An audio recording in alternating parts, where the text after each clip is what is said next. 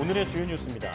코로나19 백신 접종이 순조롭게 진행되면서 1차 목표인 1,400만 명 접종이 이번 주 안에 달성될 전망입니다. 의료기관이 없는 섬 지역 주민에 대한 얀센 백신 접종이 시작됐습니다. 코로나19 백신 5접종은 105건이 발생했으며 90건이 접종 대상자 오류인 것으로 나타났습니다. 방역당국은 접종 대상자 등 단계별로 확인해서 접종하도록 조치를 강화하겠다고 밝혔습니다. 정부는 이번 주부터 3주간 75세 이상 어르신을 대상으로 화이자 백신 2차 접종에 집중한다고 밝혔습니다. 또 상급 종합병원의 30세 미만 의료인 등에 대한 모더나 백신 접종이 시작됩니다. 영국에서 신규 확진자가 닷새 연속 7,000명을 넘으면서 봉쇄 조치 해제가 늦어질 것이란 전망이 나왔습니다. 영국 정부는 전파력이 높은 인도발 델타 바이러스 확산 차단에 총력을 기울이고 있습니다. 중국 관영 매체가 주요 7개국 G7의 백신 10억 회분 제공에 대해 여전히 부족한 수준이라며 강하게 비판했습니다. 또 G7의 기후변화 대응과 관련해선 구속력 있는 합의나 일정은 내놓지 못했다고 비난했습니다.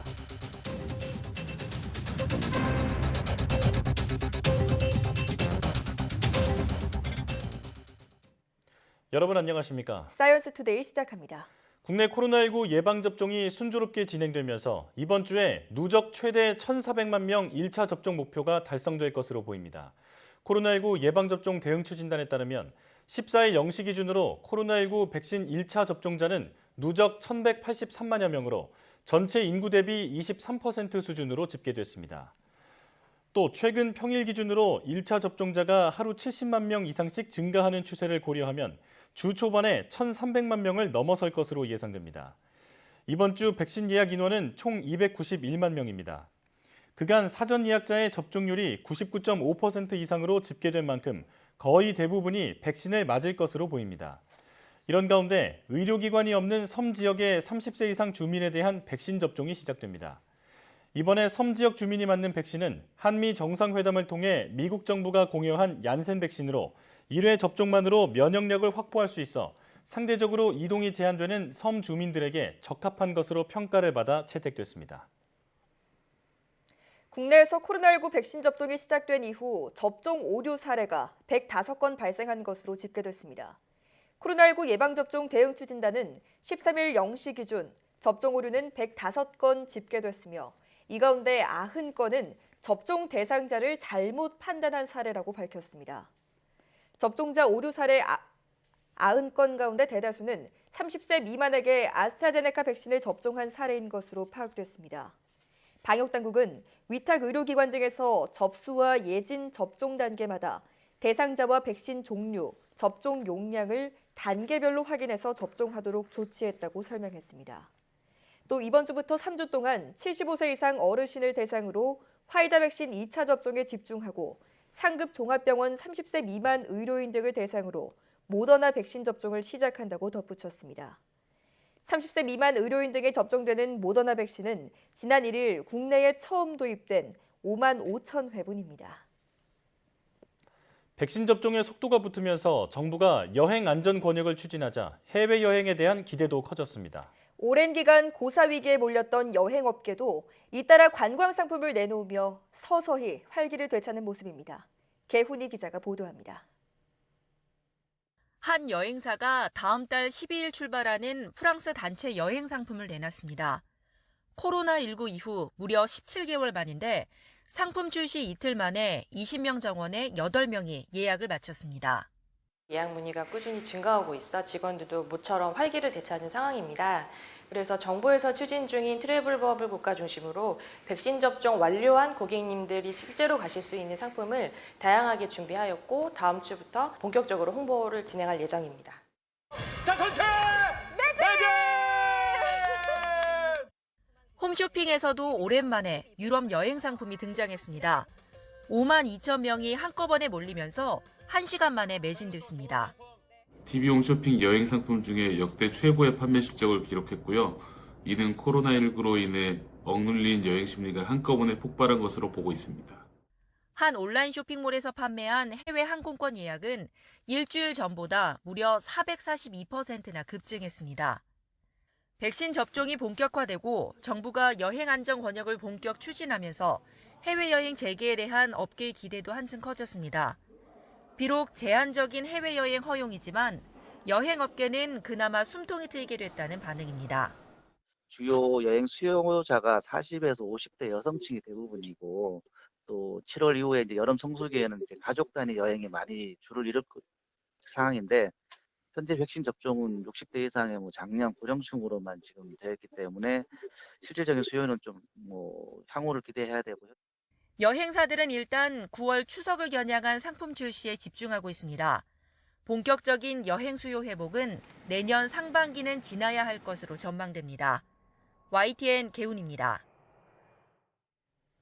인근 국가영공을 비행한 뒤 돌아오는 무착륙 국제관광 비행이 시작된 뒤 6개월 동안 16,000명이 이용한 것으로 나타났습니다. 관세청은 지난해 12월부터 한시적으로 시행되는 무착륙 관광 비행이 지난달 말까지 152회 운항됐으며 모두 15,900여 명이 탑승했다고 밝혔습니다. 이들의 면세점 구매액은 228억 원으로 한 사람이 평균 142만 원어치를 구매했습니다.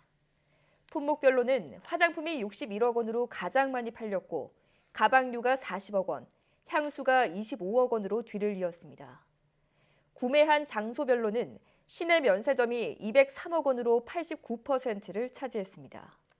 관세청은 600달러를 넘는 면세품을 산 사람이 전체의 절반에 가까운 7,266명이었으며 이 가운데 7,244명이 자진 신고를 통해 4억 6천만 원의 감면 혜택을 받았다고 설명했습니다.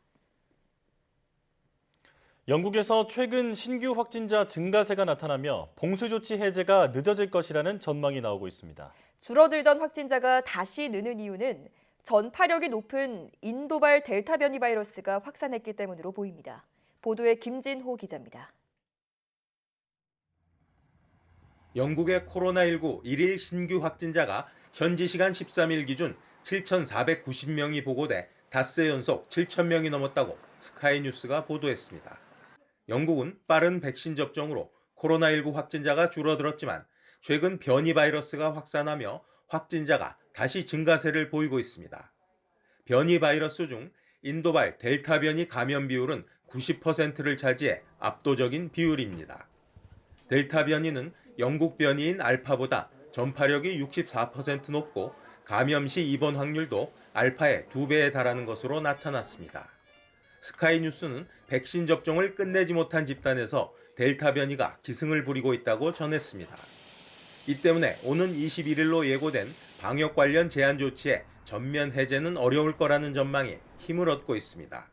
We'll be setting out a petition on Monday, but of course you're right that you've got to be cautious in order to deliver what we want to see, which is an irreversible roadmap. But we're looking at the data today. That, again, you've got hospitalizations up, you've got cases up.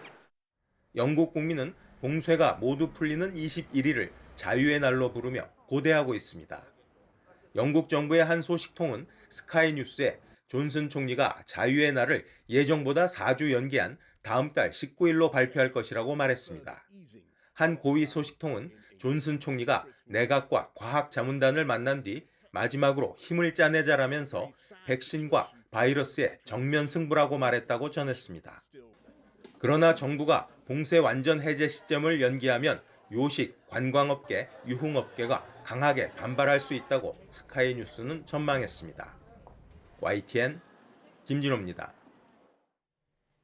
중국 관영 매체는 주요 7개국이 내놓은 1년간 10억 회분의 백신 제공 계획은 여전히 부족한 수준이라면서 도덕적 실패로 기록될 수 있다고 비판했습니다. 관영신화통신은 주요 7개국의 백신 제공 약속이 방향은 맞지만 백신이 필요한 국가들의 요구를 충족시키기에는 대응 속도도 느리고 양도 부족하다고 지적했습니다. 신화통신은 특히 안토니오 구테르스 유엔 사무총장도 전시 경제 수준의 긴급성을 가지고 세계적인 백신 접종 계획이 나와야 한다면서 G7의 약속은 이런 목표와 여전히 거리가 멀다고 비판했다고 소개했습니다. 신화통신은 또 세계보건기구의 경우 코로나19 극복을 위해 최소 110억 회분의 백신이 필요할 것으로 보고 있다고 설명했습니다.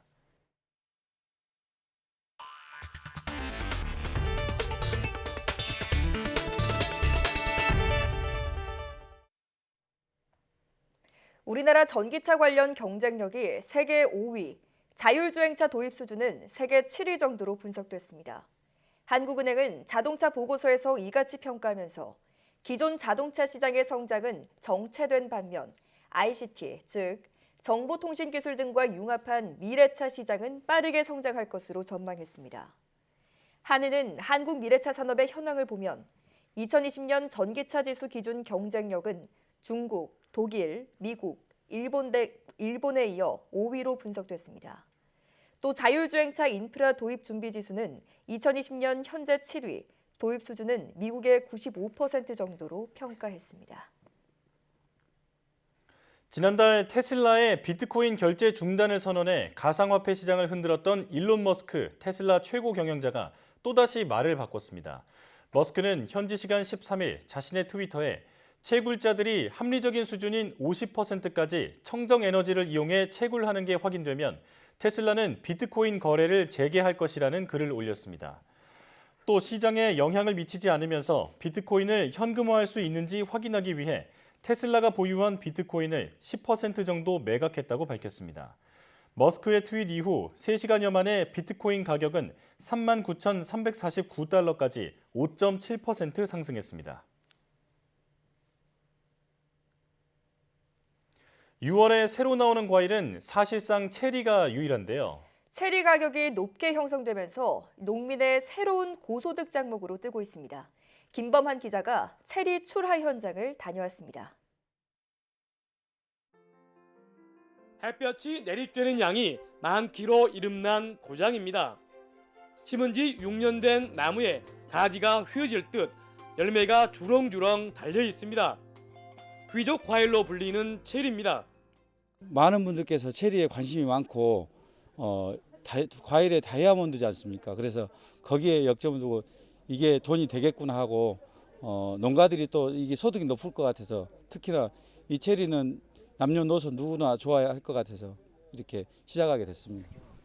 이 농장에서는 모두 8가지의 체리가 재배되고 있습니다. 체리가 우리나라에 들어온 것은 100년 전쯤. 초기 재배에서 시행착오를 거쳐 지금은 널리 보급되고 있습니다. 지금은 이제 우리 전남 생산자 협의회를 통해서 같이 의견 교류하고 해서 좋은 품종도 지금 심고 있고 식재하고 있고 해서 지금은 수확을 많이 하고 있습니다. 전남에서는 모두 200여 농가가 60헥타르에서 체리를 재배하고 있습니다. 생산지의 체리 가격은 1kg에 3만 원 정도. 다 큰 나무에서 많게는 40kg까지 열리므로 한 그루에 100여만 원이 넘는 소득을 올려주고 있습니다. 전남농업기술원에서는 이 체리와 관련해서 품종 재배 기술을 연구 개발해서 재배 농가에 맞는 기술을 보급해서 전남 지역에 맞는 지역 특화 품목으로 육성할 계획이 있습니다. 시중에 유통되는 체리의 95%는 외국산입니다. 전라남도는 노지보다 수확량을 절반 가까이 늘릴 수 있는 비가림과 하우스 설치, 배수 시설 등을 적극적으로 지원하기로 했습니다. YTN 김범환입니다.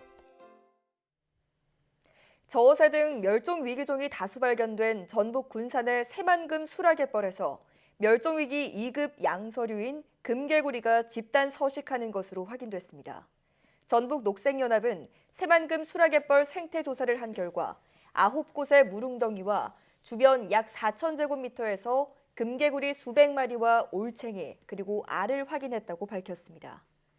금개구리는 우리나라에만 서식하는 고유종으로 환경부가 지정한 멸종위기 2급 양서류이자 국제자연보전연맹이 멸종위기 취약종으로 지정한 종입니다. 환경단체는 새만금 공항 예정지인 수락갯벌에서 수많은 멸종위기 종류가 확인된 만큼 새만금 신공항 철회를 촉구했습니다. 이제 조금 있으면 비가 많이 내리는 여름철 홍수기가 시작됩니다. 지난해에는 유래를 찾기 어려운 폭우가 내려 특히 남부지방 댐 유역에 범람 피해가 컸는데요. 피해가 되풀이되는 것을 막기 위해 물관리당국이 소통을 기반으로 댐 운영 개선책을 마련했습니다. 이문석 기자입니다. 지난해 8월 폭우 때 전북 용담댐 화면입니다. 폭우가 지속하자 수문을 모두 열고 1초에 2,900톤의 물을 방류했습니다. 댐 하류에 있는 4개 시군에서 주택 200여 채와 농경지 600여 헥타르가 물에 잠겼습니다. 섬진강댐 하류에서도 구례 읍내시가지 40%가 침수되고 남원에선 제방이 무너져 이재민 수백 명이 발생했습니다. 피해 원인 공방이 끝나지 않았지만 비가 많이 오는 홍수기는 기다리지 않고 다시 다가왔습니다. 기후변화로 올해 역시 예상치 못한 폭우가 우려되는 상황. 댐 관리당국은 지난해 같은 범람 피해가 되풀이하지 않도록 여러 개선책을 준비했다고 밝혔습니다. 핵심은 소통 강화입니다. 우선 댐 하류 지역 주민들이 충분히 대응할 수 있게 댐 방류 3시간 전 통보에 앞서 24시간 전 예고제를 새로 도입했습니다. 또 홍수관리회의에 댐 지역 주민들을 참여하게 해 운영 계획을 전달하는 자리를 꾸준히 가졌다고 했습니다. 기상청과 정보소통 수준도 한 단계 끌어올렸습니다. 기존의 행정구역 단위에서 댐 유역 단위로 세분화된 맞춤형 강수 예보를 활용하는 등 댐 운영을 위한 예보 체계를 고도화하였습니다. 용수 공급에 필요한 물은 확보하고 범람 피해는 최소화하게 댐 수위를 조절해야 하는 홍수기. 소통으로 쌓은 대응책이 기대한 효과를 발휘할 수 있을지 관심이 쏠리고 있습니다. YTN 이문석입니다.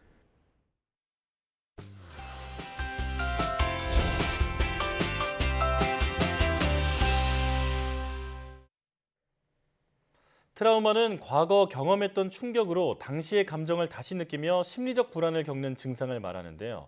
반려견에게도 이런 트라우마 증상이 나타날 수 있다고 합니다. 네, 오늘 슬기로운 펫생활에서는 주인의 스킨십에도 거부 반응을 보이며 공격성까지 보이는 반려견의 행동 교정법에 대해 알아보겠습니다. 지금 바로 화면으로 만나보시죠.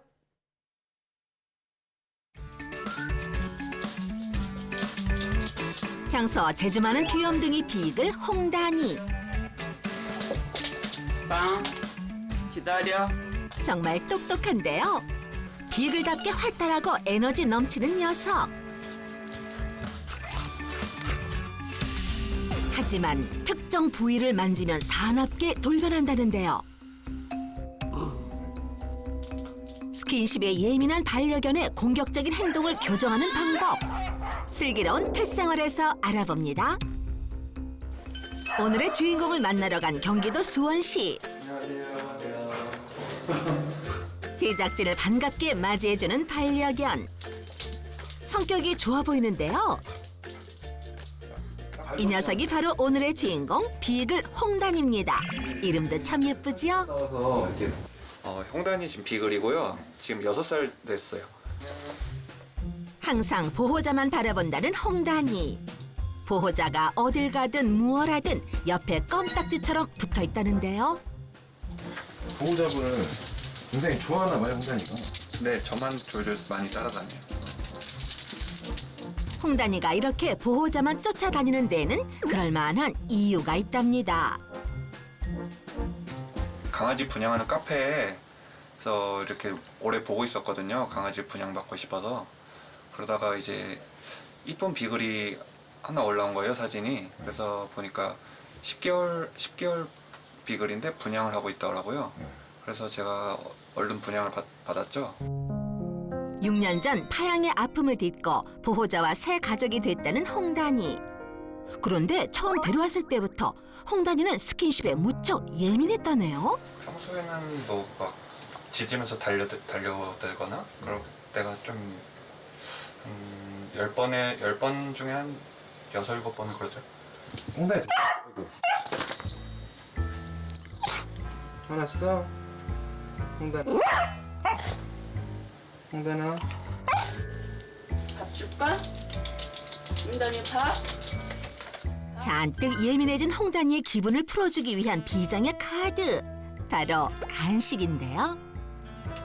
이제 보세요. 얘 밥을 어떻게 먹네. 재밌어요. 홍단이의 슬기로운 식사법. 일단 간식만 쏙쏙 골라 먹은 다음 남은 사료를 깨끗하게 먹어 치우는데요. 이렇게 간식을 줘야만 사료를 먹는답니다. 배부르니까 놀아달라고. 아, 자주 이렇게 막 놀아달라고 고쳤나 봐요? 뭐 그럴 때가 좀 있죠. 애교 부리는 홍단이를 쓰다듬어주는 보호자. 그런데 엉덩이를 만지자 갑자기 주저앉아 버리는데요. 만지지 말라는 소리. 그런 것 같아요. 강아지들이 냄새를 맡아도 그냥 바로 주저앉아 버리거든요. 유독 등과 엉덩이 스킨십에는 예민하다는 홍단이. 대체 왜 그러는 거니 홍단아? 그날 오후 홍단이와 보호자가 산책에 나섰습니다. 평소 산책 시간을 가장 좋아한다는 홍단이. 표정 보니까 정말 신난 것 같죠? 아유, 풀냄새가 그렇게 좋아 홍단아? 나오면은 되게 좋아하니까 저도 좋죠. 다른 개들의 격한 반응에 살짝 놀란 듯한 홍단이. 다른 친구에게 관심을 보이나 싶더니 이내 피해버립니다. 사회성이 많이 떨어져서 제가 그래서 애견 카페에도 데려가 보고 그랬었는데 홍단이가 싫어하는 게 보여가지고 애견 카페도 못 가게 됐더라고요. 사람뿐만 아니라 다른 개들과의 스킨십도 거부하는 홍단이. 보호자들은 예민하고 사회성이 부족한 녀석이 안쓰럽기만 하다는데요.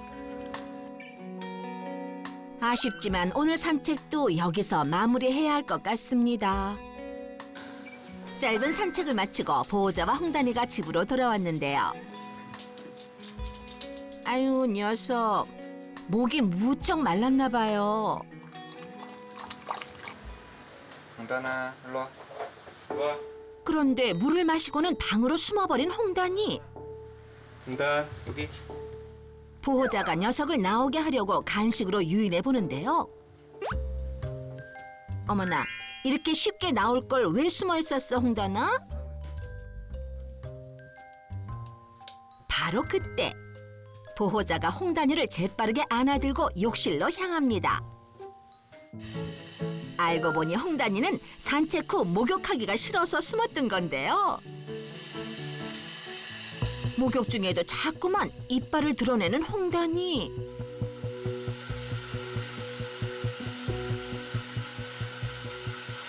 얼마 만에 시키는 거예요?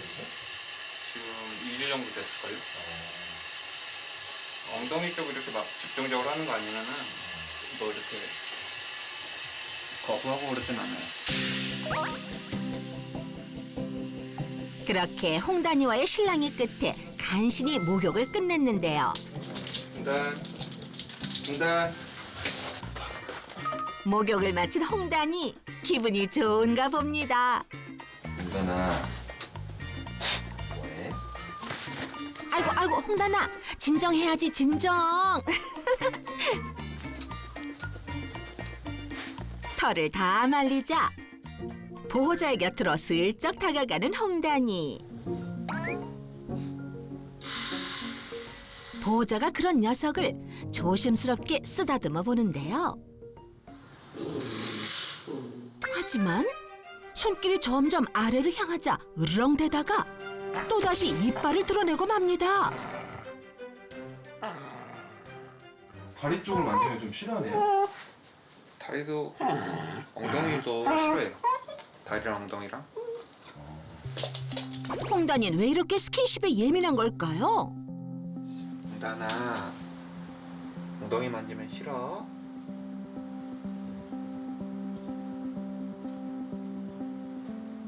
그러니까 잘 안 만져요. 거의 못 만져야지. 밥은 줘도 간식은 줘도 만지는 거는 안 해요. 게다가 유독 어머님의 스킨십을 거부한다는 홍단이. 그런 녀석을 위해 간식을 준비했는데요. 간식으로 홍단이의 시선을 돌려 스킨십을 시도해볼 참입니다. 과연 성공할 수 있을까요? 만져볼게. 보호자의 손길을 허용하나 싶더니 갑자기 손을 물어버리고 마는데요. 그런 거 교정되면 좋겠죠. 저 잘 만지고 간식 줘도 아무렇지도 않게 하고 그러면서도 저한테 먹을 거 달라고 또 오잖아요. 특정 부위를 만지면 예민해지는 홍단이 과연 개선될 수 있을까요? 홍단이를 구원해줄 그분이 오셨습니다. 안녕하세요. 전문가에게 관심을 보이는 홍단이. 자고 있어? 하지만 어이구. 알았어. 아이고, 싸웠네요. 예민한 반응에 전문가도 조금 당황한 것 같은데요. 낯선 사람은 물론 보호자의 스킨십에도 공격적인 반응을 보여온 홍단이. 저는 강아지를 좀 잘 만져볼 수 있는 게 소원이에요. 아. 집에서는 절대로 못 만지거든요. 이뻐해주려고 가는데 강아지가 이렇게 오고 으르렁대 그러면 안타깝기도 하고 전문가로서 말씀드리고 싶은 것은 지금 이렇게 키우시게 되면 보호자분들이 힘든 게 아니라 홍단이가 더 힘들어요. 으르렁대네. 아니야. 엎드려. 말은 잘 듣죠. 또 식탐이 강한 아이들은 성격을 다 피면서 말은 엄청 잘 들어요. 이 아이가 어머니 어딘가를 앉아있을 때는 그 앉아있는 자세에서 이뻐하시면 안 돼요. 웬만해서는 싫어하는 거는 뭐 아니까는 안 만지고 안 건들고 안 부르고. 이게 누구 집이에요? 홍단이 집? 만지지 마시고요. 그리고 두 번째는 나한테 올 때 받아주지 마세요. 네? 홍단이의 스킨십을 거부해야 한다고요? 지금 이렇게 엉덩이 대고 있는 것도 보호자는 너무 편해요. 발로 엉덩이를 쭉 밀어보세요. 그렇죠. 천천히 미세요. 그렇죠. 됐어. 네. 그렇죠. 이래야지 낯선 사람한테 관심을 가져요. 그래서 이 홍단이는 밀 때 좀 기다려 볼게요. 밀 때 엉덩이를 싫어하는 아이라서 너무 강하게 미시면 안 되세요. 홍단 이리 와. 홍단. 옳지. 이렇게 부르는 겁니다. 홍단 손. 옳지. 이런 거만. 이 아이는 지금 단계는 이런 교육들로만 해주셔야 되세요. 엉덩이는 그래도 유독 예민한데 그것도 고칠 수 있을까요? 이거를 너무 섣불리 생각하면 실패로 들어올 수 있는 확률이 되게 높고요. 홍단이가 고집이 있어서 왼쪽으로 잘 안 가요. 이렇게 부를 때. 안 가기 때문에 간식을 이렇게 멀리 던져주고 여기서부터 시작을 하면 돼요. 이렇게. 많이 먹어야 되기 때문에 잘게 자릅니다. 잘게 잘라서 최대한 작게 잘라야 됩니다. 천천히 이 아이가 들어갈 수 있게끔 만들어주는 거예요. 이렇게. 그럼 이 아이가 이 터널을 하기 위해서 온몸이 스킨십이 되죠. 옳지. 스킨십에 예민한 홍단이를 위해 팔, 다리를 이용한 신체 터널로 자연스러운 스킨십을 유도하는 건데요. 아니. 서서히 스킨십 해도 괜찮다. 봐도 예전처럼 아픈 기억이 없을 거다. 아프지 않다. 라고 계속 알려주는 거예요. 그렇지. 천천히 아이를 이렇게 누르는 겁니다. 이렇게. 근데 이제 훈련을 할 때 지금 이 아이가 편한 자세를 안 했기 때문에 발로 심하게 누르시면 안 돼요. 이 아이가 조금 더 움직여야 됩니다. 그래야지 편한 자세를 좀 유지하거든요. 이렇게. 이럴 때 천천히 스킨십을 해주는 거예요. 발로. 천천히. 이렇게. 전문가가 추천하는 또 하나의 솔루션. 시선을 박스로 가려주고 아니면 싫어하는 부위나 이런 데를 서서히 터치하는 훈련이에요. 상자에 간식을 넣어 반려견의 시선을 차단한 뒤 스킨십을 자연스럽게 시도하는 박스 피딩 훈련입니다. 어머님 제 신호를 보세요. 이렇게 하면 만지는 거예요. 떼셔야 돼. 만졌다가 바로 떼시는 거예요. 홍단이의 시선이 완전히 가려졌을 때 만지는 게 포인트랍니다. 조금씩 잘라주세요. 많이 잘라야 돼요. 아주 잘게 잘랐습니다. 강아지들은 큰 걸 하나 먹나 작은 걸 하나 먹나 똑같은 의미를 가지고 있어요. 야구르지 않게 조금 막 좀 작은 거 먹어. 야구르기 때문에 더 열심히 하겠죠. 네. 떨어뜨리세요. 만질 때 그렇죠. 뒷다리까지 그렇죠. 떨어뜨리세요. 그렇죠. 꼬리까지 잡아보세요. 꼬리 잡아보세요. 꼬리 항문낭 쪽. 네, 됐습니다. 그렇다면 홍단이는 평소 왜 이렇게 예민하고 공격적인 모습을 보이는 걸까요? 아이들이 싸나워지는 이유는 이 집안에서 편하게 잠을 잘 수가 없어요. 홍단이 역시 집에서의 잠자리가 불편해서 더욱 예민해졌을 가능성이 크다는데요. 아이들은 잠을 못 자면 예민해집니다. 그래서 예민해진다는 것은 사람이 다가오는 거에 대해서 경계를 할 수밖에 없다는 거예요. 홍단이 잠자리는 여기는 맞지 않는 것 같아요. 예민한 홍단이에겐 현관 근처의 잠자리가 맞지 않답니다. 평상시에 홍단이가 자주 들어가는 곳 있죠? 저쪽 방인데. 네. 홍단이가 안정을 취할 수 있도록 평소 자주 들어가는 방으로 잠자리를 옮겨주는데요. 녀석도 꽤 마음에 드는 눈치죠? 홍단이가 이 방석에 가 있을 때 우리가 이 아이를 불러서 이뻐하는 게 아니라 가서 자는 모습에 대해서 잘했다라고 보상을 해주시게 되면 홍단이는 사람 품보다 이 공간을 더 좋아할 겁니다. 그렇지, 잘했어. 홍단아, 우리 앞으로 많이 노력하자. 그래, 홍단아, 이젠 편안하게 마음 푹 넣고 쉬렴. 이렇게 하다 보면 어느 정도 지나면 괜찮겠지. 2-3살 되면 나이 먹으니까 괜찮아지겠지 하는데 문제점은 계속 커집니다. 그래서 미리미리 조금씩 훈련해 주시면 되세요. 그렇다면 스킨십에 예민한 반려견을 위한 솔루션 복습해볼까요? 우선 반려견의 스킨십을 보호자가 먼저 거부해야 하고요. 간식과 팔다리를 이용한 신체 터널로 반려견과의 자연스러운 스킨십을 유도해야 합니다. 마지막으로 상자를 이용해 스킨십을 시도할 수 있는데요.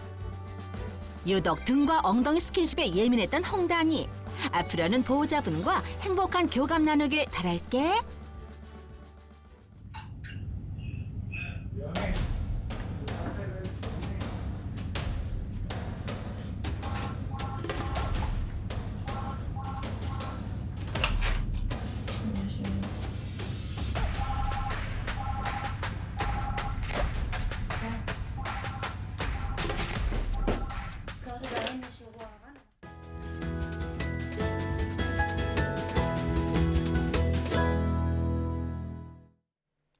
림프 조직에서 발생하는 악성 종양인 림프종은 전체 암 가운데 10번째로 많이 발생하는 암으로 한 해에 약 5,500명의 환자가 발생합니다.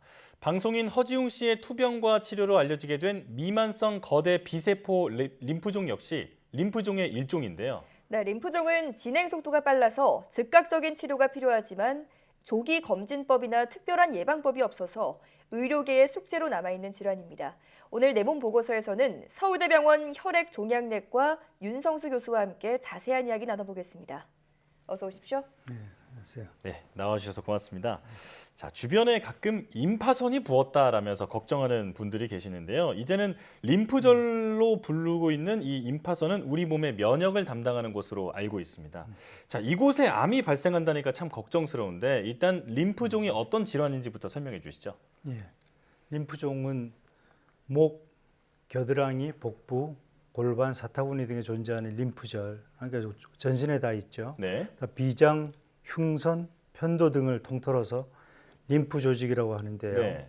림프종은 이러한 우리 몸의 면역 체계를 구성하는 림프 조직에서 발생하는 암으로 혈액을 구성하는 혈액 세포의 하나인 림프구가 악성 변화를 일으켜 발생합니다. 예.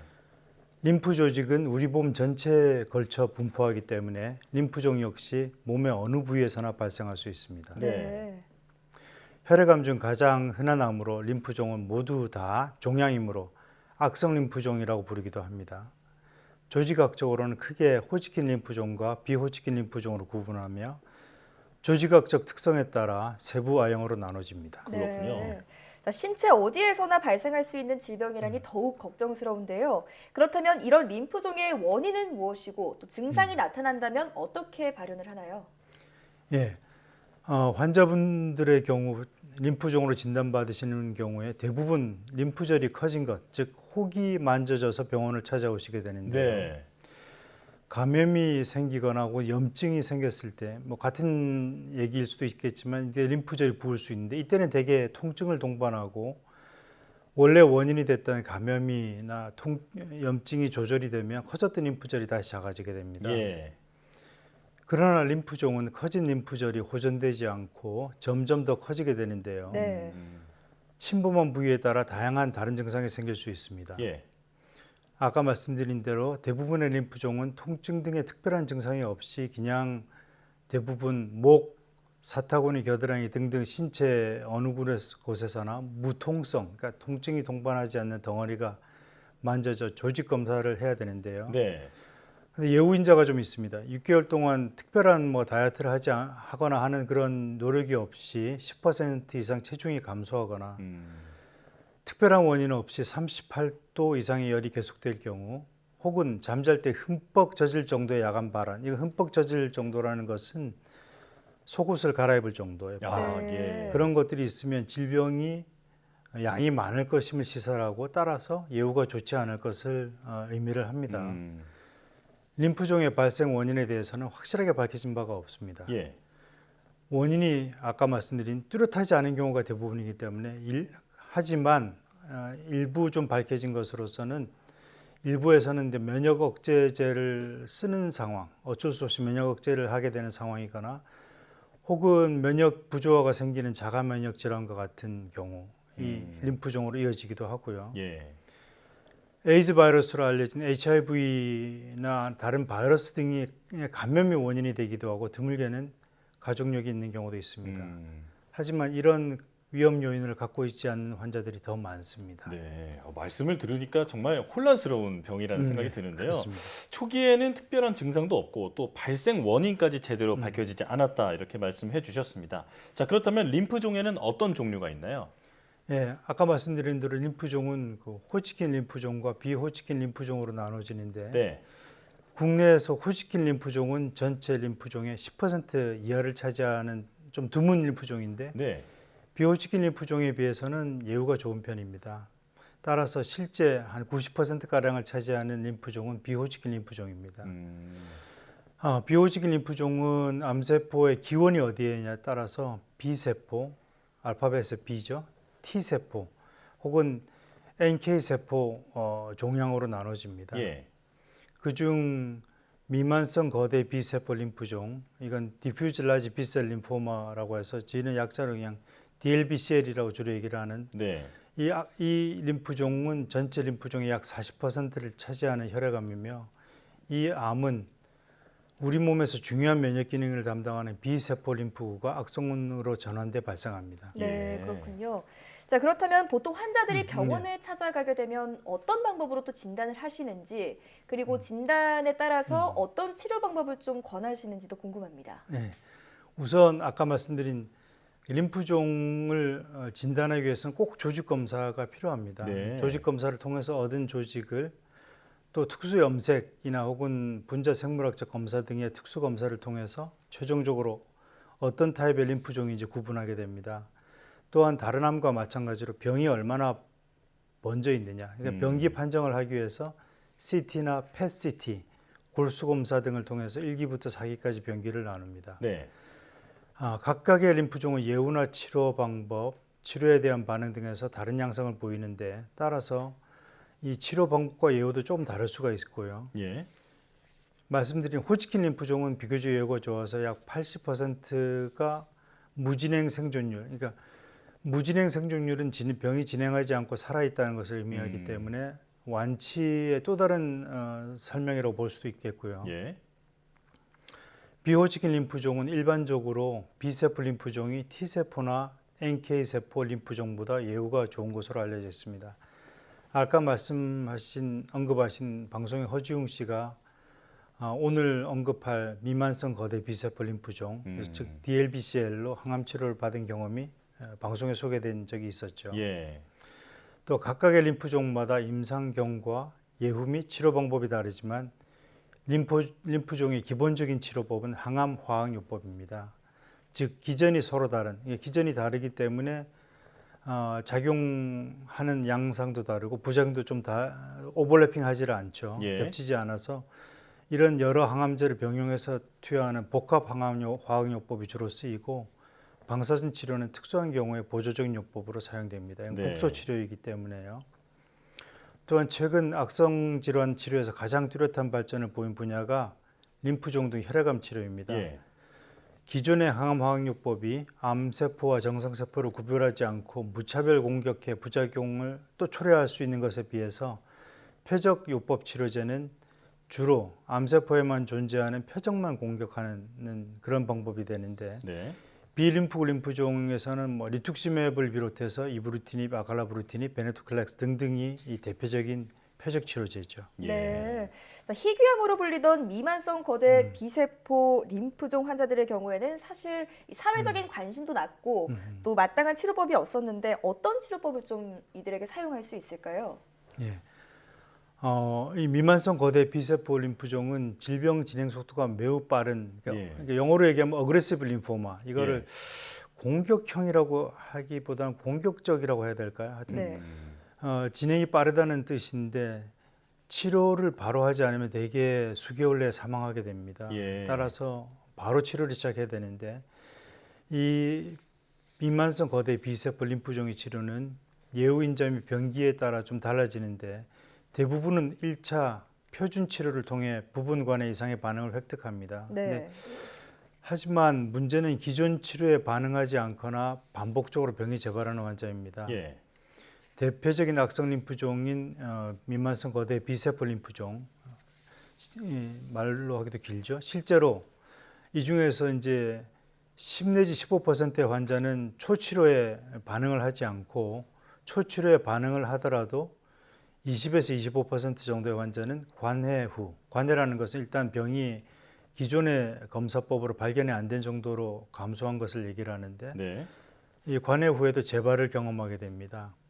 또 1차 혹은 2차 치료에 불응하거나 관해 후 재발을 경험하는 환자는 연간 약 한 150명, 이거보다 조금 많을 것 같습니다만 내외로 매우 소수인데 예후가 불량하고 정립된 치료법이 없어 미디안 서바이벌로 그러죠. 중앙 생존 기간이 6개월에 불과합니다.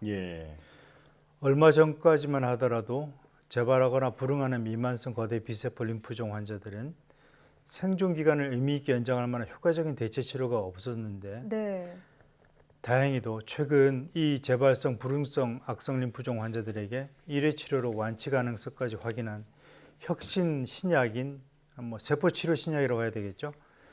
카티 치료제가 지난 3월 5일 국내에 허가됐습니다. 카티 치료제의 허가로 기대 여명이 6개월이었던 재발성, 불운성, 악성 림프종 환자들도 장기 생존을 기대할 수 있게 된 것이죠. 자, 카티 치료제에 대해서도 설명을 들어봤는데요. 저희가 조금 더 자세한 치료법을 듣고 싶지만 그 마지막 질문으로 가야 할 것 같습니다. 자, 병을 사실 예방하는 게 쉽지 않다고 말씀을 해주셨는데 그래도 이 림프종을 예방할 수 있는 방법, 어떤 조언에 대해서 해주실 게 있다면 좀 정리해서 말씀해 주시죠.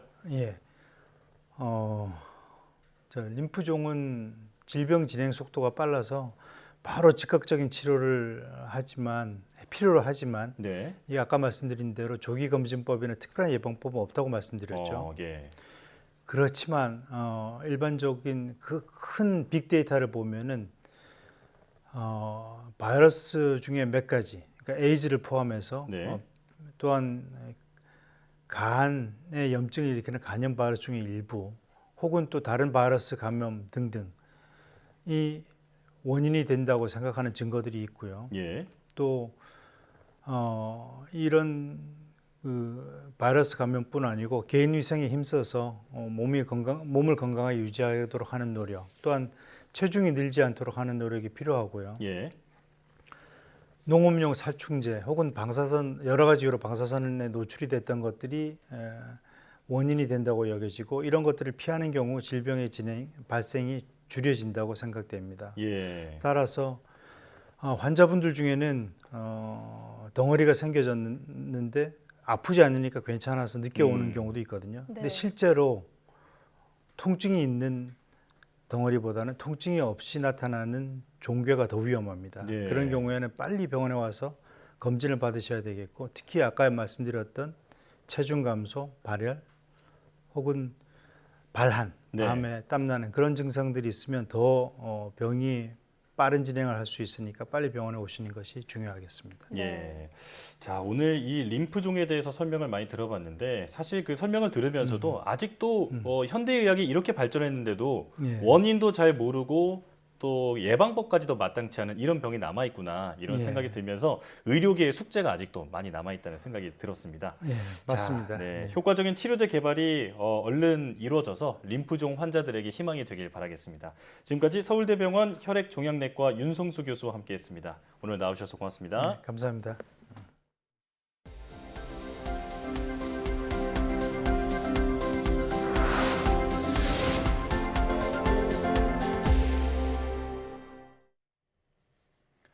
폭염이 당뇨병 환자의 사망 위험을 18% 높일 수 있다는 연구 결과가 나왔습니다. 서울성모병원 직업환경의학과 연구팀은 폭염과 당뇨병의 상관관계에 대한 논문들을 분석한 결과 이같이 나타났다고 밝혔습니다. 분석 내용을 보면 특히 폭염이 10일 이상 장시간 지속했을 때 사망 위험은 25% 커졌습니다. 연구팀은 당뇨병 환자의 경우 폭염으로 수분이 많이 빠져나가면 혈당 수치가 높아져 쇼크 상태에 빠질 가능성이 있다며 각별한 주의를 당부했습니다. 교대 근무와 불규칙한 수면 습관이 치주염 발병 위험을 2배 이상 높일 수 있다는 연구 결과가 나왔습니다. 고려대 안암병원 치주과 연구팀은 2만 2천여 명의 데이터를 분석한 결과 밤낮이 바뀌는 교대 근무자의 경우 낮에 일하는 근무자보다 치주염의 위험이 2.17배 높은 것으로 나타났다고 밝혔습니다. 연구팀은 교대 근무에서 오는 스트레스와 수면 장애가 치주염을 일으킬 수 있다며 치주염 외에 대사질환이나 뇌심혈관 질환 등으로 이어질 수 있는 만큼 예방과 관리가 필요하다고 덧붙였습니다. 우주 방사선에 장기간 노출된 쥐의 정자에서 건강한 새끼가 태어났다는 연구 결과가 나왔습니다. 일본 야마나시대 연구팀은 쥐의 냉동 건조 정자 샘플 48개를 우주 정거장에 보낸 뒤 6년 후 지구로 가져와 수정시킨 결과 태어난 새끼 168마리의 외양이 정상적이었고 새끼들이 자라서 낳은 자손도 마찬가지였다고 밝혔습니다. 연구팀은 우주 방사선이 적어도 쥐의 정자에는 심각한 변이를 유발하지 않는다는 의미라며 난자와 배아를 대상으로도 추가 연구가 필요하다고 설명했습니다. 지난달 정보통신기술 수출액이 177억 3천만 달러로 지난해 같은 기간보다 27.4% 늘며 12개월 연속 증가세를 보였습니다. 과학기술정보통신부 집계를 보면 지난달 ICT 수출액은 177억 3천만 달러, 수입액은 105억 1천만 달러로 72억 2천만 달러 흑자를 기록했습니다. 지난달 수출액은 역대 5월 수출액 가운데 두 번째로 높은 실적으로 ICT 3대 주력 품목인 반도체와 디스플레이, 휴대전화 수출이 2개월 연속 두 자릿수 증가율을 기록하며 수출액 상승을 이끌었습니다. 최근 5년 동안 출원된 미사일 관련 특허가 162건에 달하는 것으로 나타났습니다. 특허청이 발표한 자료를 보면 미사일 관련 특허 가운데 발사체 관련 기술은 93건으로 전체 57.4%를 차지했고 동체 제어 기술과 탄두 관련 기술이 뒤를 이었습니다. 특허청은 한미 미사일 지침 종료 합의에 따라 미사일 관련 특허 출원은 앞으로 더 활발해질 것으로 전망했습니다.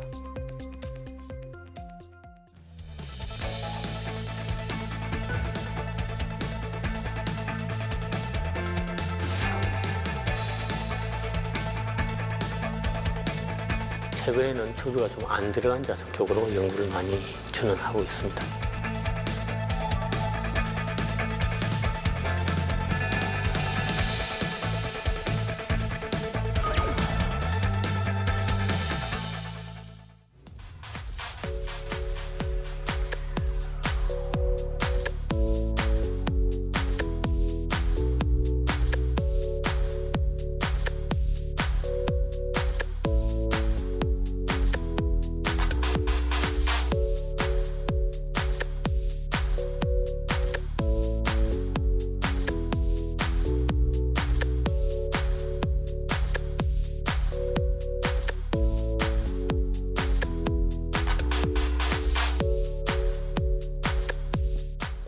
히토류는 전기, 전자, 정보통신기기, 전기자동차 같은 첨단 고부가가치 산업의 필수적인 재료인데요. 하지만 매장량이 극히 적고 값도 비쌉니다. 네, YTN 사이언스 휴먼 다큐 브라보 K 사이언티스트에서는 히토류가 많이 들어가지 않는 고성능 자석을 개발해 신소재 개발에 앞장서고 있는 재료공학자 최철진 박사를 만나봅니다. 많은 시청 바랍니다. 사이언스 투데이 마칩니다. 함께해 주신 여러분 고맙습니다.